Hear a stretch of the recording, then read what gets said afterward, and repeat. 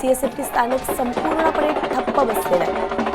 रुपाली बडवे आपल्या प्रतिनिधी आपल्यासोबत जोडल्या गेल्या आहेत। पुन्हा एकदा रुपाली, ही दृश्य बघतोय, अगदी रात्रभरापासून कोणी झोपलेलं नाहीये, चालत ते आलेले तरी उत्साह मावळताना दिसत नाहीये। एक निर्धार ते करून आले आहेत।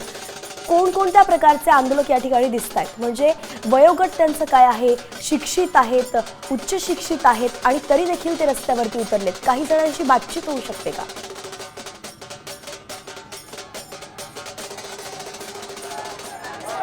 सध्या मी ज्या ठिकाणी उभी आहे आपण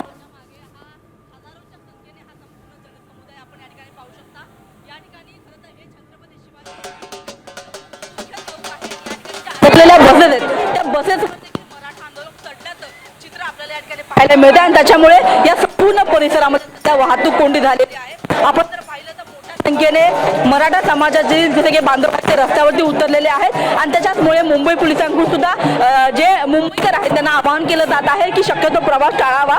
मात्र आपण या ठिकाणी पाहत आहोत की सर्व वयोगटातील आपल्याला मराठा बांधव आपल्याला या ठिकाणी पाहायला मिळतात। मोठ्या संख्येने या ठिकाणी तरुणांचा सहभाग या मराठा आंदोलनामध्ये आहे। त्याच्यासोबतच अनेक ठिकाणी आपल्याला महिला देखील या ठिकाणी पाहायला मिळत आहेत। आपण जर बघितलं तर वयस्कर माणसापासून ते तरुण मुलांपर्यंत प्रत्येक वयोगटातील मराठा बांधव या ठिकाणी जमलेला आहे।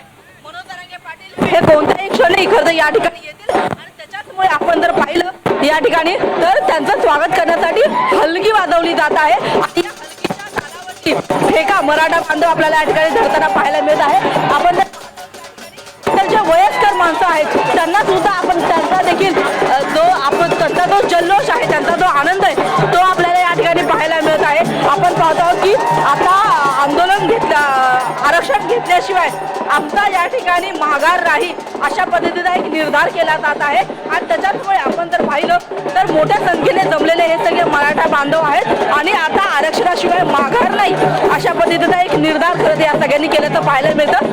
खरं तर कोणत्याही क्षणी या ठिकाणी जरांगे पाटील दाखल होतील आणि त्यांच्या स्वागतासाठी आझाद मैदानच्या बाहेर जो मुख्य चौक आहे त्या चौकामध्ये हे सगळे मराठा बांधव आपल्याला जमल्याचं पाहायला मिळत आहे। लहानांपासून थोरा मोठ्यांपर्यंत प्रत्येकाची आपण जर भूमिका समजून घेतली तर त्या सगळ्यांचं एकच म्हणणं आहे की आम्हाला आरक्षण हवं आणि आमचे लोकप्रतिनिधी आज कोणती भूमिका घेतात हे खरं तर त्यांच्याकडे लक्ष असणार आहे। आणि त्याच्यामुळे लोकप्रतिनिधी आज किती संख्येने या ठिकाणी येतात, कोण कोण मनोज जरांगे पाटील यांच्या या आंदोलनाला सहभागी होतं, समर्थन देतं हे सुद्धा पाहणं तेवढंच महत्त्वाचं असणार आहे। आणि त्याच्यामुळे आपण पाहतो आहोत की मोठ्या संख्येने जमलेले हे सगळे मराठा बांधव आणि यांच्यामुळे मुंबईचा हा मोठा जो मुख्य चौक आहे तो पूर्णपणे बंद झाल्याचं आपल्याला चित्र पाहायला मिळत आहे।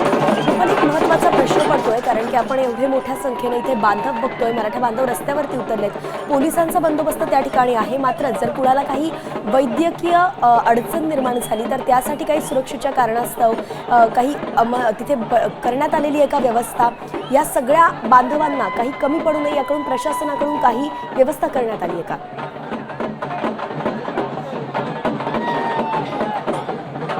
आपण जर या ठिकाणी पाहिलं, आपण जर हे दृश्य पाहिलं तर सध्या आपल्याला या ठिकाणी केवळ मराठा बांधव दिसत आहेत।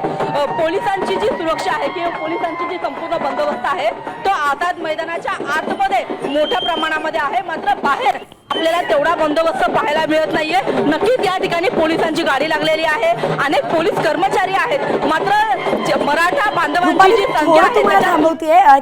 आता isakal.com आहे देशातील नंबर 1 ची मराठी न्यूज वेबसाईट। प्रत्येक अपडेटसाठी isakal.com ला नक्की भेट द्या।